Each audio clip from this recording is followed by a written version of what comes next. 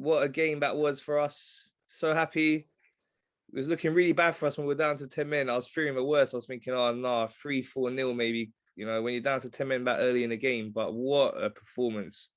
That was solid. Really good defending. Really proud of the boys. What was your thoughts?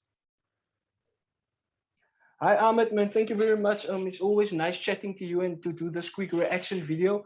Listen, man. Also, for me, it was a brilliant game. A brilliant game. Of two halves, if I could say that. Um, I do think that we started the game quite brightly. I think that we got out of the Forest.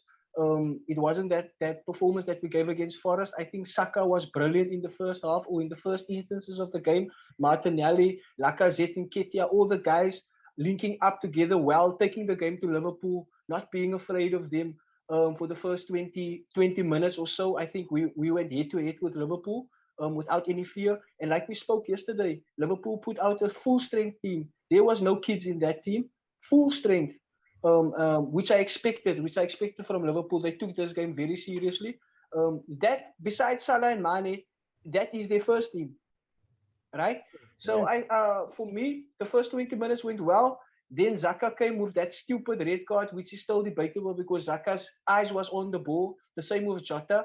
I think that the referee was too harsh in giving that red card. I think Zaka's reputation preceded him for this game because we know that Zaka is inclined to get red cards. And he's just the target to get red cards. We went down to 10 men, and then I thought, this is game over. Listen, man, 24th minute, down to 10 men against Liverpool on Anfield. It's game over. It's game over. But as you said, Arteta immediately made a few tactical switches and took off Eden Nketiah and brought in another defender.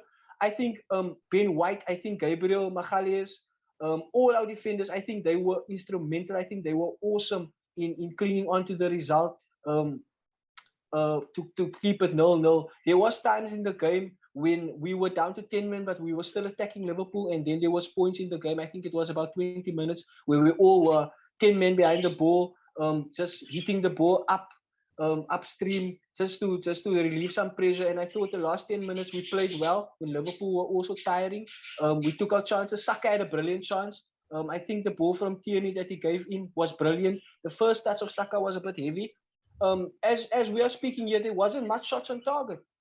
I think Liverpool had one, the Minamino chance that he moved over the bar in the 94th minute, and then this little scare that we had now in the 93rd minute.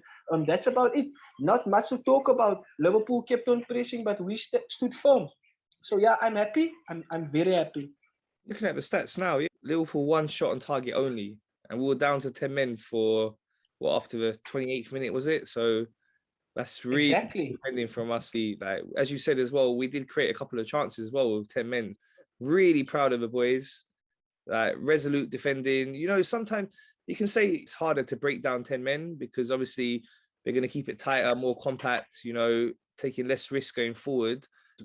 It's not easy to do though, even if it can be sometimes harder for a team to break down 10 men. Where you're at Anfield, you can just get overawed, concede a goal and it's 2-3-4 before you know it. But we kept it solid.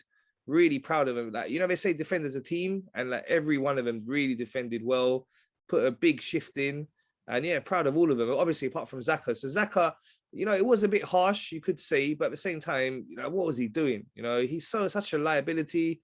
He's reckless. That's a big problem with him. He's so reckless and too much of a liability. And we need to hopefully get a midfielder in who, as we were speaking yesterday on our podcast, that we need to get someone in the centre midfield really soon.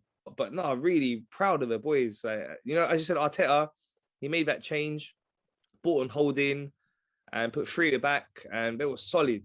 We limited Liverpool to very few chances. As you were saying, that the main chance they really had was that Minamino one right towards the end where he kind of missed the open goal.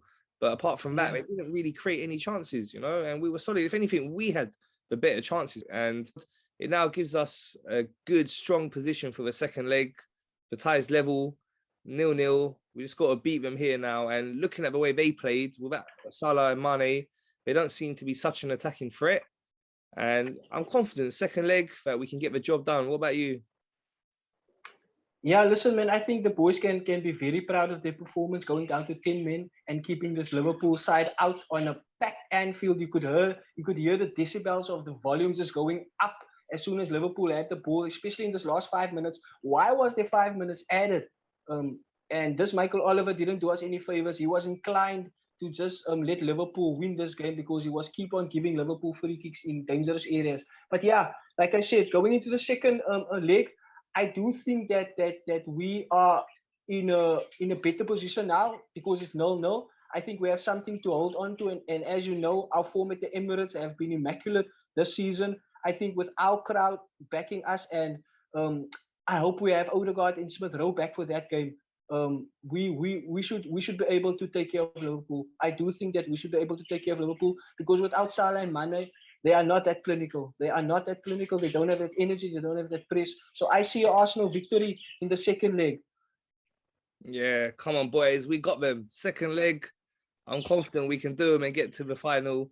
But yeah, so one thing though is that being down to 10 men, the players had to put a real big shift in.